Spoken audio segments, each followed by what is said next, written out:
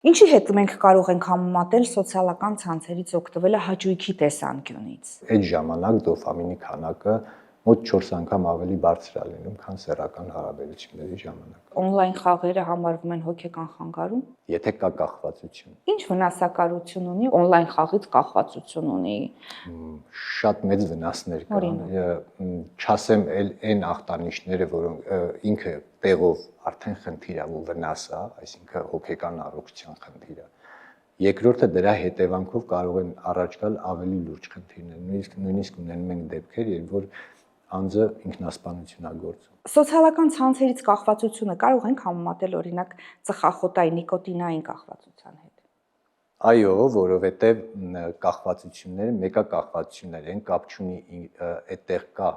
նյութ, թե նյութ չկա։ Սիրահարվածությունը կարող է դառնալ հոգետանջանքի առիթ։ Իհարկե կարող է դառնալ, բայց դա նորմա ենք մենք համարում։ Ասեմ, որ կան նաև նմանատիպ կախվածության ձևեր, որոնք կոչվում են սիրային կախվածություններ, իրանք էլի համարվում են ոչ քիմիական կախվածությունների տարատեսակներ, բայց իհարկե չեն դասակարգվում որպես հիվանդություն։